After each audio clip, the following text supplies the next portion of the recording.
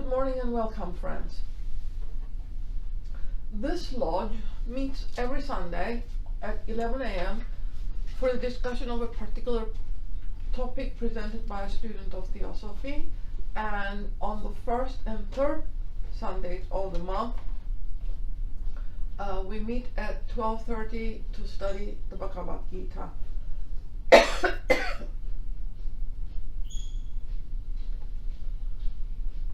The declaration states that all lodges are independent of one another, but at the same time we work with all of the lodges.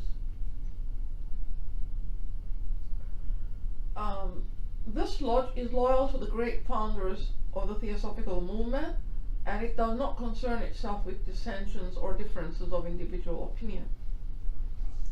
The work it has on hand and the end it keeps in view are too absorbing and too lofty to leave it the time or inclination to take part in side issues.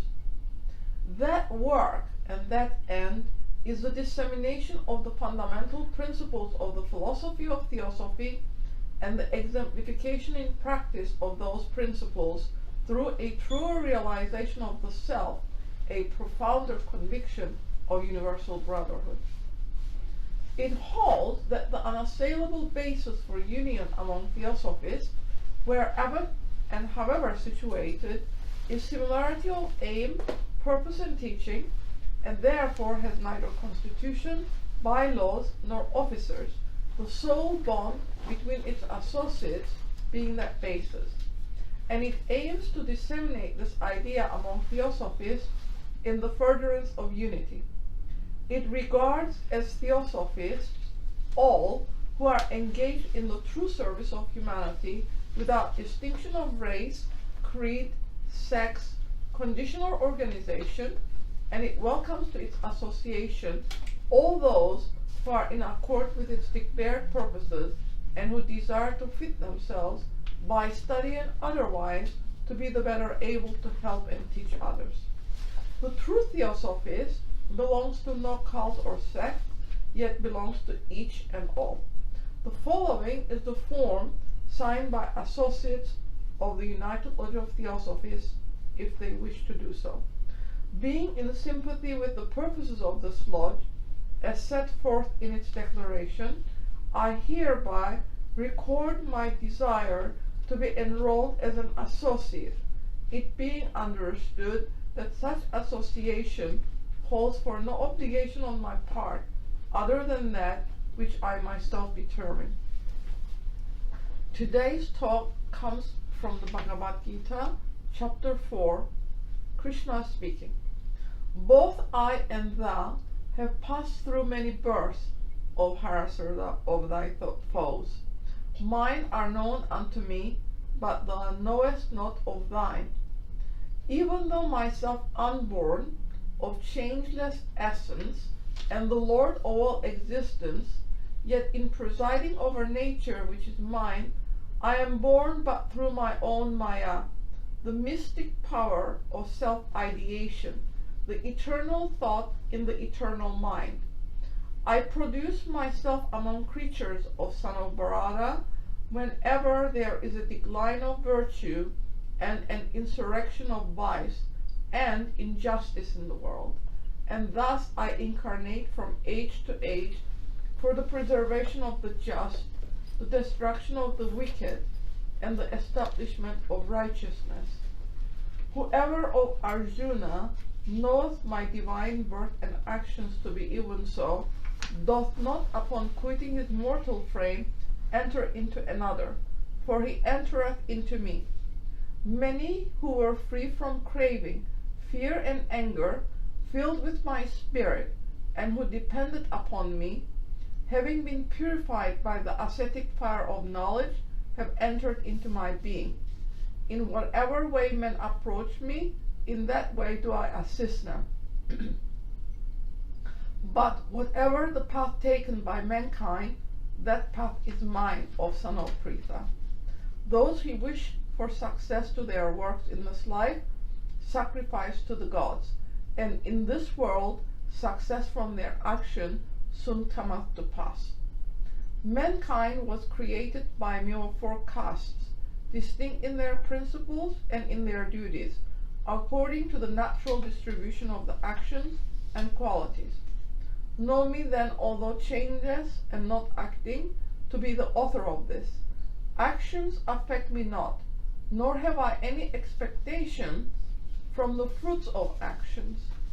He who comprehendeth me to be thus is not held by the bonds of action to rebirth. The ancient who long for eternal salvation, having discovered this, still performed works. Wherefore perform thou works, even as they were performed by the ancients in former times. Even sages have been deluded as to what is action and what inaction. Therefore I shall explain to thee what is action, by a knowledge of which thou shalt be liberated from evil. One must learn well what is action to be performed, what is not to be, and what is inaction. The path of action is obscure.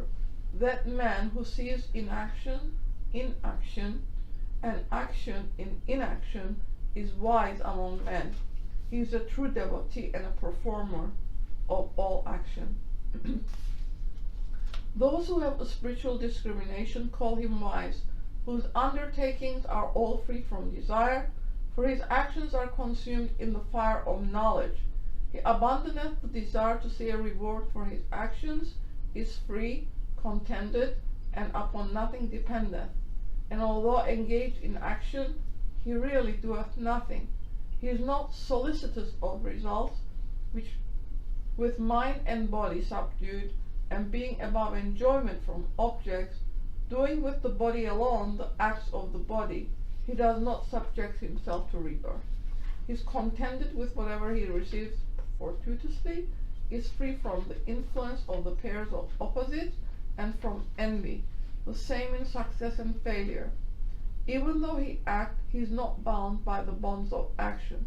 All the actions of such a man, who is free from self-interest, who is devoted, with heart set upon the spiritual knowledge, and whose acts are sacrifices for the sake of the Supreme, are dissolved and left without effect on him.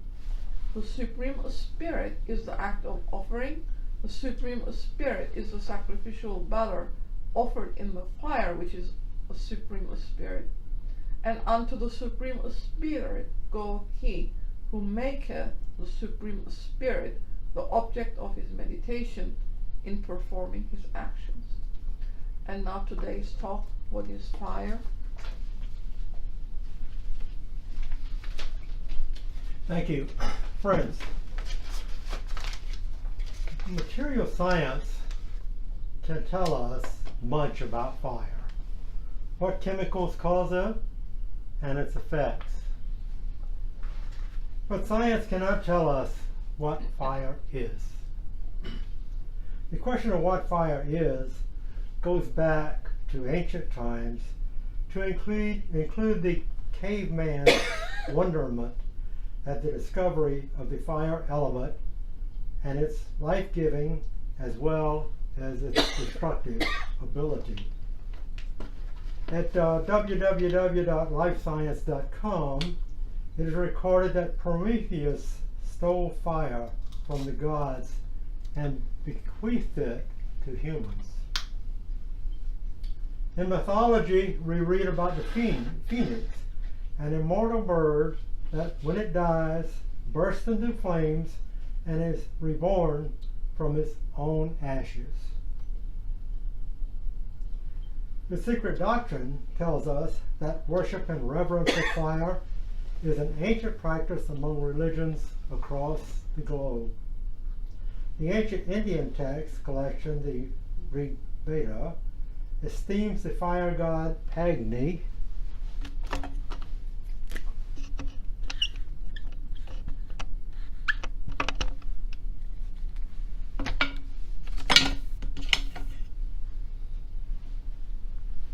as one of among the highest Trinitarian deities, with him being all the deities. The fire god Atar was the highest deity of the Zoroastrians. Other ancients also considered fire gods under different names to be among the highest deities. While science observes that fire is a rapid oxidation of material on the exothermic chemical process of combustion, releasing heat, light, and various reaction products, esotericism tells us it quote, is the most perfect and unadulterated reflection in heaven as on earth of the one flame. It is life and death, the origin and the end of every material thing. The secret doctrine calls fire divine substance.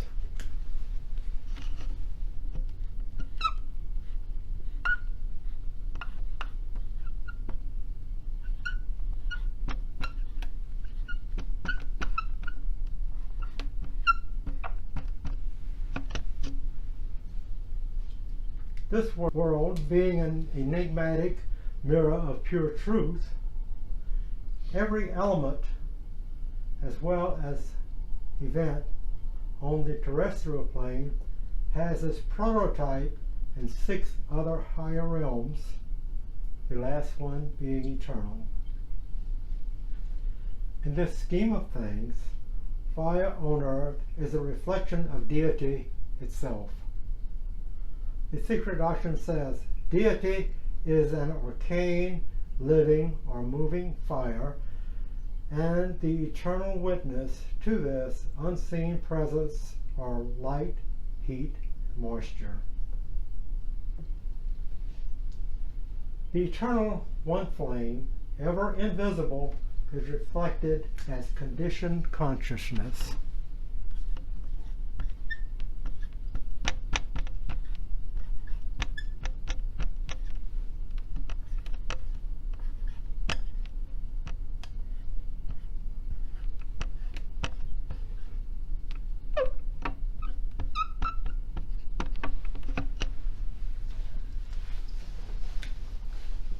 Conditioned consciousness of a material, plant, animal, human, or superhuman intelligence. As a fire from a single source, a candle or a lighted matchstick, can light up innumerable candles without diminishing anything in itself, qualitatively or quantitatively, so does the one spirit reflect itself in myriads of bodies, visible and invisible. The secret doctrine says the fundamental law of occult science is, quote, the radical unity of the ultimate essence of each constituent part of compounds in nature, from star to mineral atom, from the highest Dianchohan to the smallest infusoria, in the fullest acceptance of the term, and whether applied to the spiritual, intellectual, or physical worlds, close quote. The fire is the same in all beings, but the luminosity of the flame depends on the purity of the wick and the fuel. There is a fire which burns in every one of our 49 senses, our 5 commonly known senses, hearing, sight, touch, taste, and smell, 2 corresponding to the mind and understanding, there's 2 more under development, and 7 subdivisions of each of these 7 senses. Sense objects are the offerings made in the fire of the sense by the presiding deities of each sense as a sacrifice to the Atman within. This is one of the inner real meanings of yajna.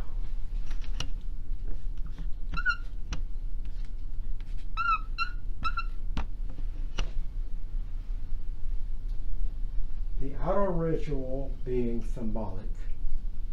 So what we see in the material world is merely symbolic of the eternal real. Therefore, the senses must be purified of the dross of addiction to sense objects and selfish desires, and the object of existence must be for the experience and emancipation of the soul. Man, not merely the physical body, but the whole being, is a marvelous mixture of all the primary forces of nature with their subdivisions. This science of the various divisions of nature which have congregated in man, thus making him the perfect being, was symbolically hidden in the story of these fires. Our fire of self-consciousness is a reflection of that divine fire in us, lit up by the divine beings known as asuras.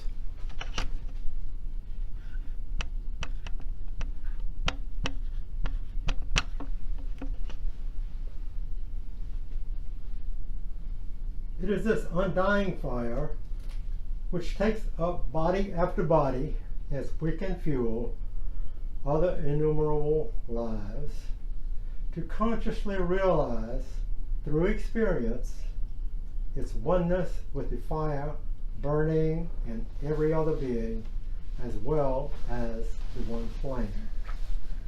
So long as this realization of oneness does not dawn upon us, we are forced by our own ignorance and illusion to be born again and again. The heart must understand that there is no separateness at all. The Upanishads tell us that he who goes from death to death is one who beholds separateness. Interestingly, the fire of the asuras is termed Sahaj Raksha.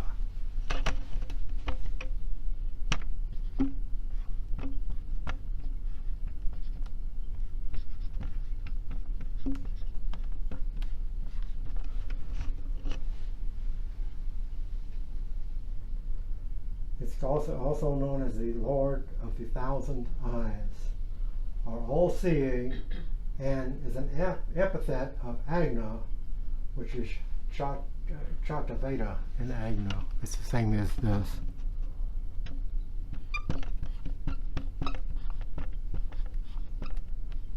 I don't think I spelled that right. Let me check. Chataveda. Ataveda.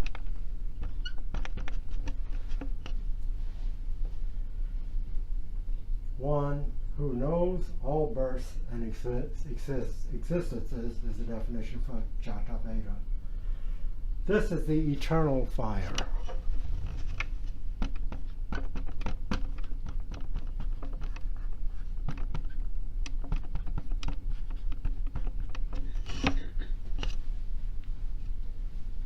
It's the eternal fire in our being, which has passed through innumerable existences in the past, sees everything and knows all. The purifying fire in the majority of mankind is still just a spark. Symbolism speaks of its birth through friction, hinting that the fire of wisdom, the most excellent purifier, can arise only through friction between our mind and spiritual wisdom.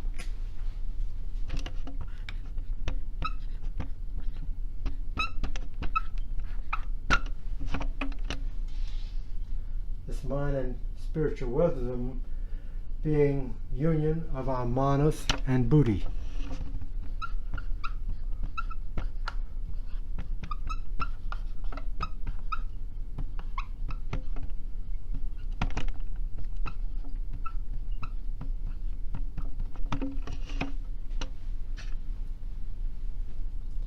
Not only does the symbol of fire have its psycho-spiritual meaning, but it has its 6 other keys, each of which can be turned 7 times. thus revealing the whole tree of knowledge to the eye of the adept. Giving a small turn to the key of cosmogenesis, an ancient fire ritual is explained as follows. The birth of the celestial bodies in space is compared to a crowd or multitude of pilgrims at the festival of the fires. 7 ascetics appear on the threshold of the temple with 7 lighted sticks of incense. At the light of these, the first row of pilgrims light their incense sticks, after which every ascetic begins whirling the stick around his head in space and furnishes the rest with fire. Thus, with the heavenly bodies, that's the way it works. A Laya center is lighted up and awakened into life by the fires of another pilgrim, after which the new center rushes into space and becomes a comet. It is only after losing its velocity and hence its fiery tail that the fiery dragon settles down into quiet and steady life as a regular, respectable citizen of the sidereal family. The above quotation from the Secret Doctrine explains by analogy that all the worlds of sidereal bodies are born one from the other. The birth of the celestial bodies is compared to the crowds of pilgrims at the festival of fires, wherein 7 ascetics appear at the threshold of the temple with 7 lighted sticks of incense, from which the first row of pilgrims light their own incense sticks. Then the ascetics whirl the lighted sticks around their heads and furnish fire to other pilgrims. Likewise, a Laya center is lighted up or awakened by the fires of a pilgrim, in this case a deceased celestial body, and that center, after being awakened, rushes into space and becomes a comet, which after losing its velocity settles down ultimately as a sidereal body. A Laya center may be regarded as a nucleus of cosmic matter.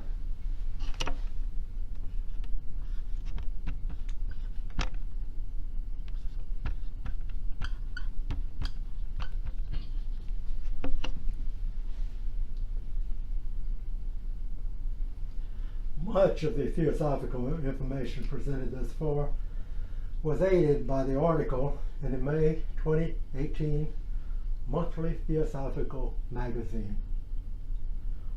It was on the symbolism of fire. It is very uplifting to see that there are beings among us today who are so advanced that they can collate this information in such an understandable way.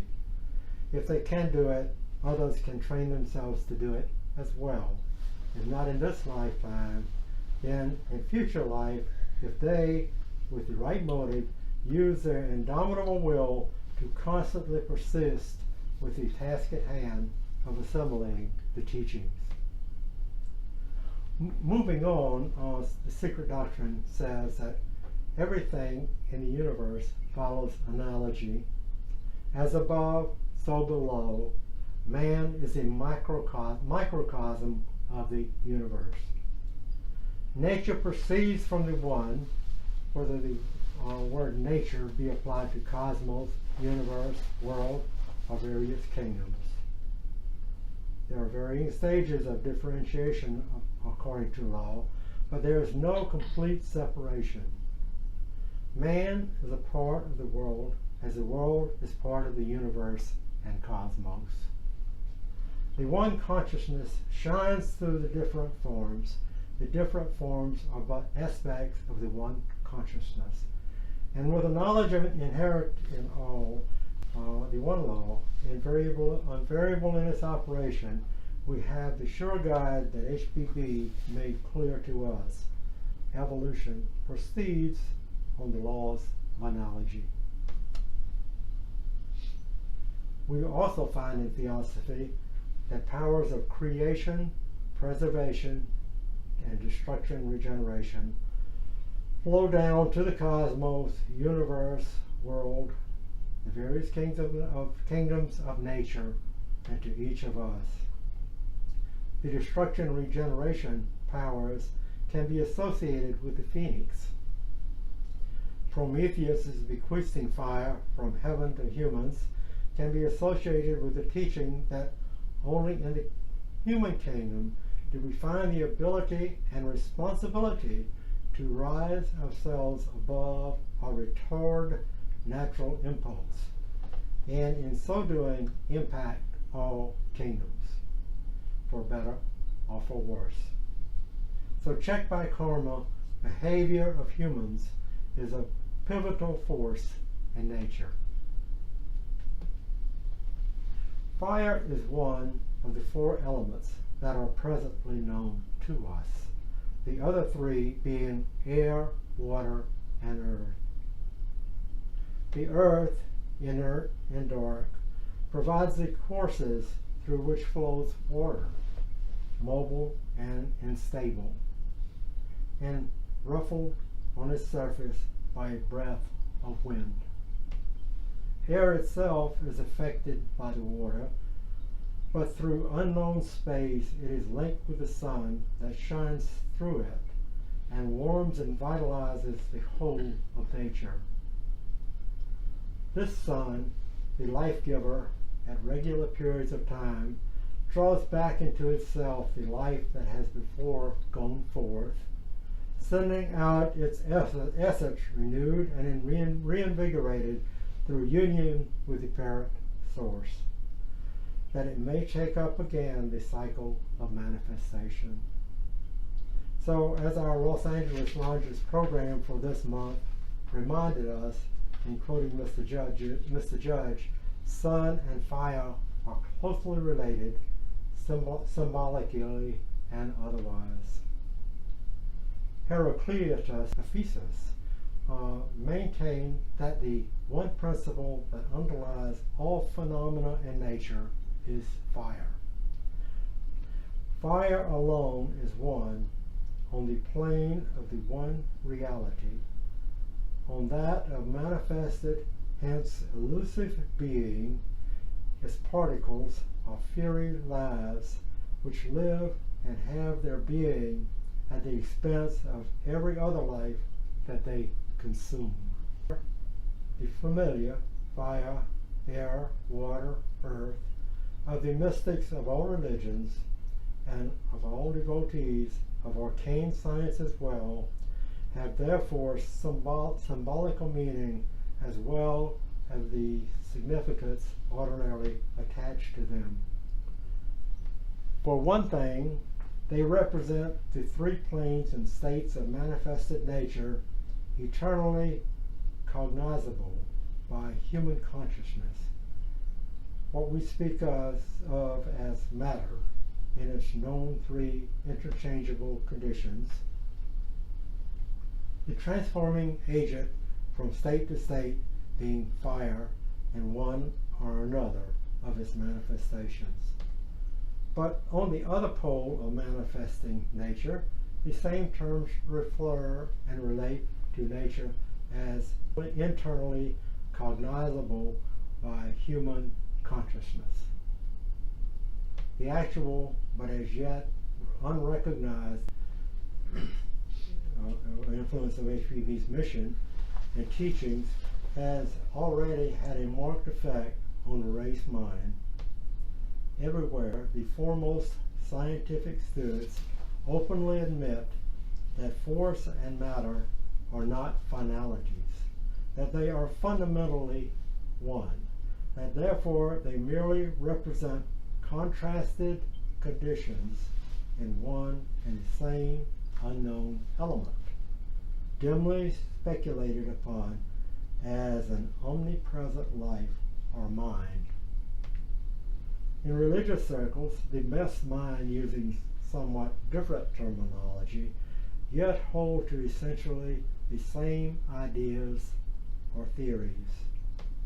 Thus an osmosis has been set up between these two hitherto irreconcilable sources of the ruling notions of mankind, which has made the revelations of the one and the theories of the other practically indistinguishable.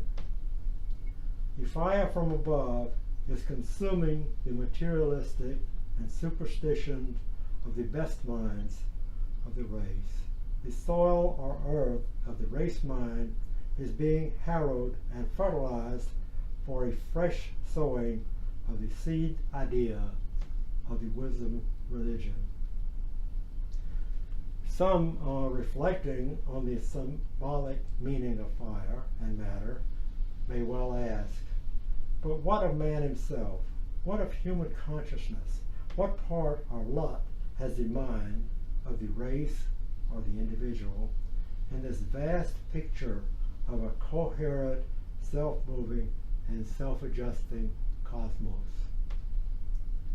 The answer is that man is the center of gravity, the equilibrating axis, the balance wheel, the mainspring in the machinery of life. Whether we name that machinery law, or the will of God, or karma. Man as a sevenfold entity represents the sum of universal experience preceding and including the human kingdom, and contains within himself the potency of all that transcends the present human race. Each kingdom of nature is in fact the synthesis of the kingdoms below, plus an awakening power, and the physical bodies in the ascending scale contain within themselves matter of a corresponding experience, capable of receiving and manifesting impressions of the given state. Man, therefore, is subject to the laws governing the universe, and the course he steers before, during, and after life on this earth corresponds in every particular to the course of the heavenly man. Thus are the three organized or perfected fires of life, which we name collectively spirit,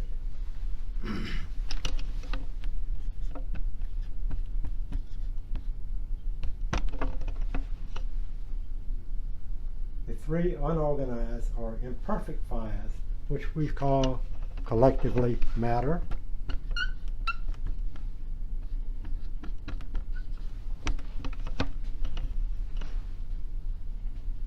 and the connecting fire called man.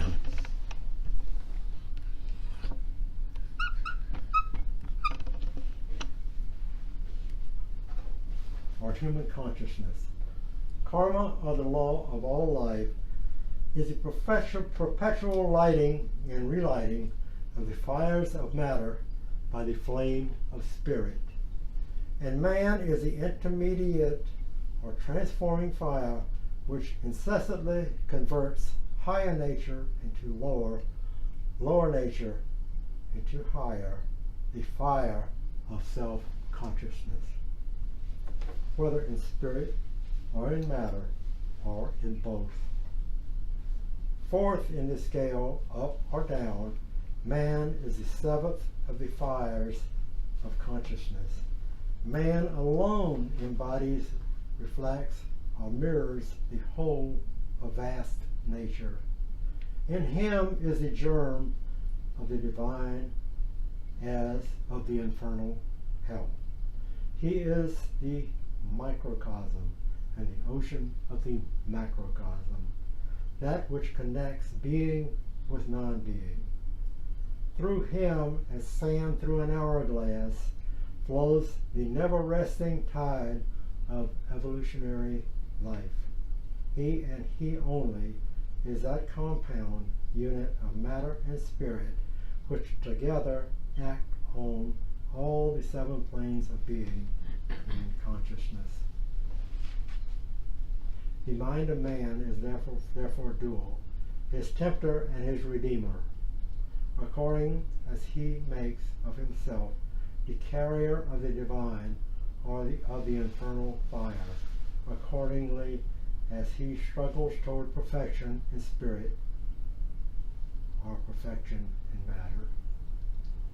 This struggle is the theme of all the great scriptures, inspires all the great poems, dramas, music, sculpture, and painting, all the labors of the statesman, the philanthropist, as well as their counterparts.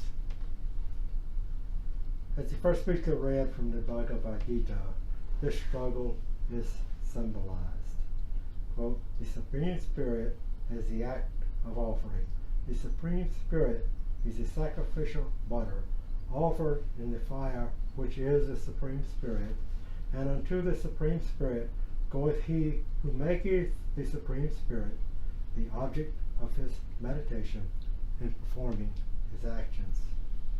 The chapter goes on to recite the various ways in which men make sacrifice, consume their energies in the fire of devotion to one or another, object of their meditation, and by means of which they purify themselves of their sins. But among the thousands of mortals, here and there, is to be found one striving for perfection. And the only way in which that perfection can be achieved, lighting the subtler fire of the Supreme Spirit, these devotees offer up themselves and thus partake of the perfection of spiritual knowledge arising from such sacrifices. In one life period, the individual passes through or touches upon every stage of evolution that can be attained by it in the course of a complete life cycle, that is, from the birth to the dissolution of the world. During prenatal life, there is a rapid recapitulation of the history of form and of consciousness to the present day, from the elemental kingdoms that constitute the advanced wave of life before the consolidation of the mineral through the vegetable, animal, and early human life, until consciousness reaches its limit of digested experience, and birth follows into the world of today and the conscious life that represents that state through which humanity is at present passing. But life on earth necessitates an assimilation of experience, only to be obtained through a further change of state and the death of form, that the soul may be free to review and absorb that which it has perceived. The process of absorption takes place as consciousness passes through the different principles, including those yet to be manifested on earth and developed to their full extent. The grand cycle of individual consciousness, which in itself its turn corresponds to the cosmic cycle, is therefore mirrored in the space of one short life period. We'll stop it there. That highlights the information here. There's a lot more, but I think we hit the main points. So we'll stop it for questions and answers and continue as we have time.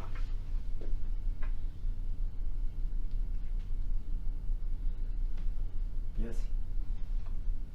HPV in many places refers to fire as being electrical in nature. Did you come across any references to that? Yes. Fire is also defined as electricity, I believe, is what you're referring to. And she said that in the future generations of scientists, they will come to this realization further on. Mm-hmm.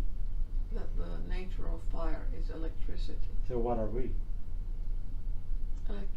We're electromagnetic. Electromagnetic. Mm-hmm. A key part of us is electricity. We would not function without that part of us. And we store electricity, yeah. I believe, too. Sure. That's why. We're magnets as well. Yeah. So, if electricity is free-flowing electrons, and our astral body similarly is made of patterned electrons, does that mean that our astral body can conduct electricity?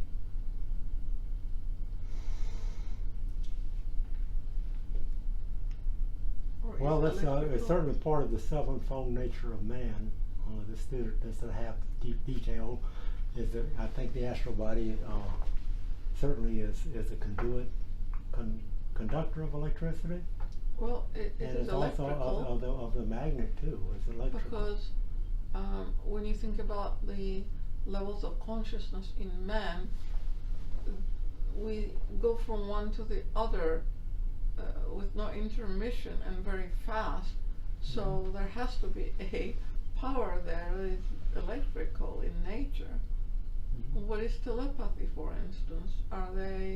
Some are also related to electricity? Because the mind is very fast. That's There's the a lot we ability don't know to about. communicate without speaking, as some of the a student gave a talk about South Pacific tribes not speaking at all, but they knew what each other was. They communicated through telepathy. Yeah, but if humanity has not reached that point where we say what we mean and we mean what we say, wouldn't that be a shock to a person to telepathically know what the other person is thinking if it is not based on truth? Of course, and this happens all the time. We find that people don't mean what they say, and they say what they don't mean.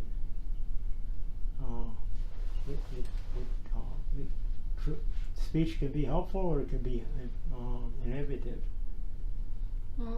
Well, the student is just thinking about telepathically communicating with others, and it gives you access to the thinking of the other person, obviously. How else would you know what they were thinking about?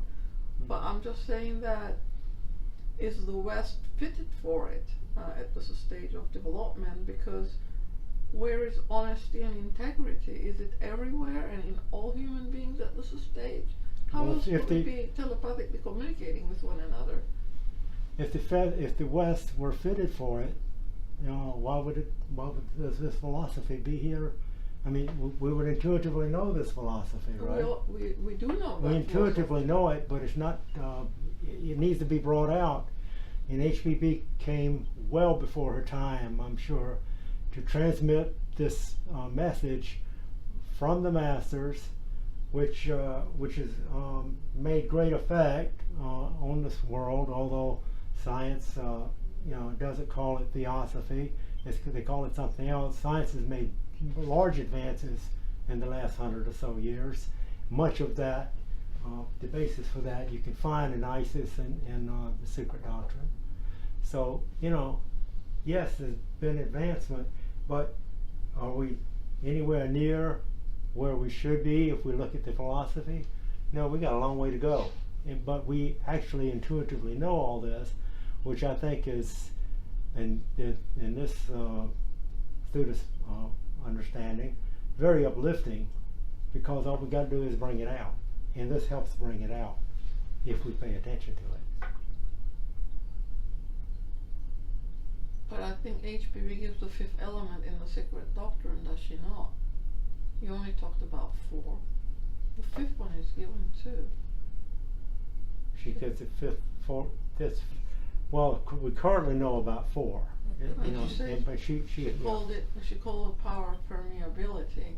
And she told us in the Secret Doctrine that towards the end of this round, the fifth element is going to be visible in the air. And what kind of visibility would that be? because that is the fifth element is ethereal. So does that mean that humanity to some degree will achieve that inner vision, or is it that we're going to be separated like the Atlanteans into two sections, one going towards the right and the other one going to the left? The right visualizes it and the left does not. How does that work? Guess who, in this student's understanding, has the material say in how that goes? Us. But humanity is one family. Yes. And we don't appear to be working as a family. Well, we learn to do it one person at a time. Communications is a delicate art, the student has always thought. Invariably, a conflict gets back to communications. Us not understanding where the other person is coming from, and the other person is not fully communicating where they're coming from. But if it is only based on love and kindness, it surely can lead to proper communication, because even during HPV's time, there were articles written by her students where it said that all of the nations on the globe are working towards that emancipation process. However, each nation finds itself either in the upward or downward cycle. We're not all at the same places. And those who are on the upward cycle, going towards spirituality, has the responsibility to help all the others who are lagging behind. But where is the wisdom of the leaders of nations today who are willing to do that, where everything is not gauged by profit, money? Well, the West is, you're talking about the West being a victim. Not necessarily the West. Well, largely the West. There is a lot of poverty in the East.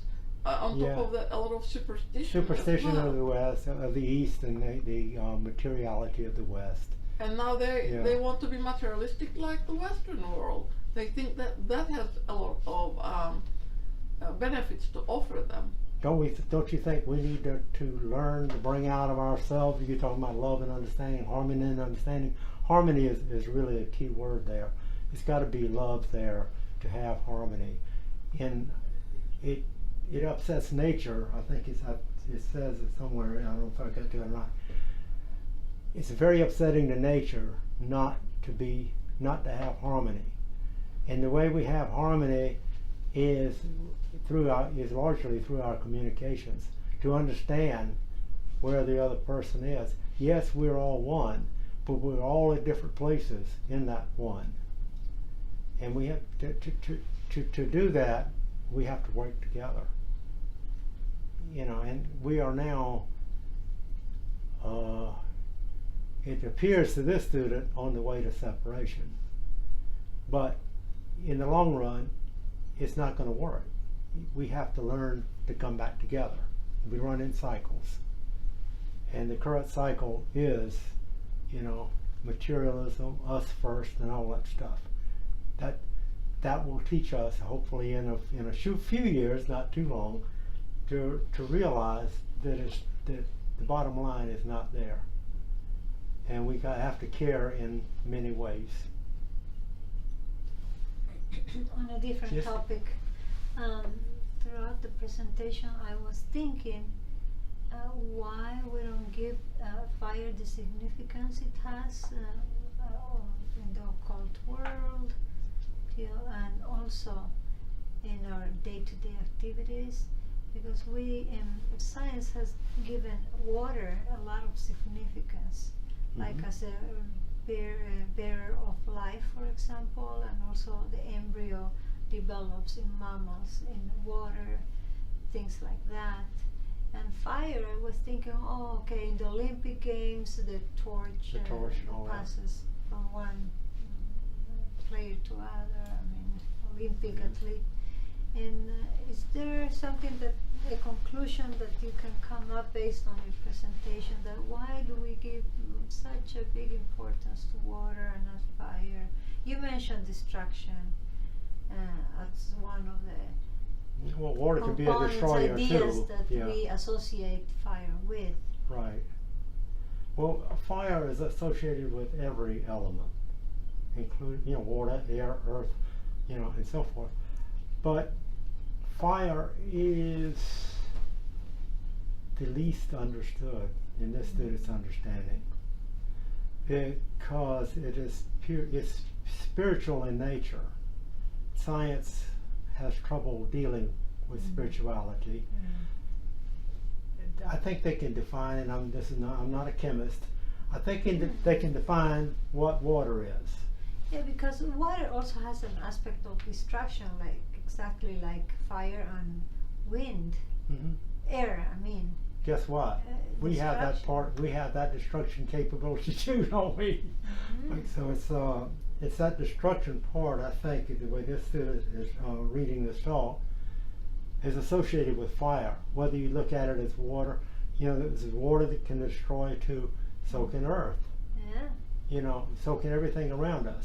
So fire is that all-encompassing element that is associated with creation, destruction, and continuation, and so forth. Go ahead. What somewhere it says that it destroys to regenerate. Even when you look at the forest, when it burns, right, all new life comes from the ground up again. The oak tree is an example. Every spring we get new leaves, right? Every fall the leaves go. That's one cycle we can think of in terms of nature. Another is that they drop acorns, which really can look exactly like that tree that comes up. So it's a cycle, another cycle. But the secret doctrine also says that when Earth is ready to change its surface appearance, it goes in cycles. One is by fire, and the other one is by water. In other words, freezing, ice, because water is not just liquid water, it turns into ice, it also turns into steam, and it accommodates the rainfall. So it has three different conditions, and it can, in the olden days, she said that ice and water played a tremendous role. In other words, it can swallow us or it can burn us, and both have a play in it. Sure. It's not just one or the other, it's both. One cycle goes by fire, the next one is by water. The air can blow us away too. Yes, all four of these have elements of destructive and I think in Tridosha, preservative in them. In Tridosha, air gives more force both to water and fire, because if there is wind, the fire spreads faster, and if there is gale winds, the water then surges forward faster. So the air assists both water and fire. Speaking of Tridosha, which is a very important consideration in our well-being, it's kind of lost these days because the person who brought it out in the 50s departed, and he was spiritual. So, but its root is Ayurvedic, and it is recorded in Sanskrit. There's an article you were telling me about lately on Ayurvedic in a recent journal. So there's obviously those who know about it and who practice it, but it's not widely exhibited or commercialized, so we don't know about it. Well, that article was very encouraging because, in effect, you were telling me about it. It sounds very much like Tridosha. It was Tridosha. The three components is air, fire, and water. So Okay, we're running out of time, so I'm going to read something here to close the meeting. About a minute reading here. In commenting on the light and fire that is in all, Felix Adler relayed a story that a spark of fire from heaven fell into the ocean, and thus accounts for its ever restless seething and surging. Surely it is true to say that a spark of divine fire has fallen into the breast of man. It flows through his veins like a flood. It glows at his heart, now scorching it, now warming it with generous heat. It mounts to his brain and kindles his intellectual powers. By the sheen of that light which burns within, and by it alone, do we catch glimpses of the eternal verities that dwell at the heart of things.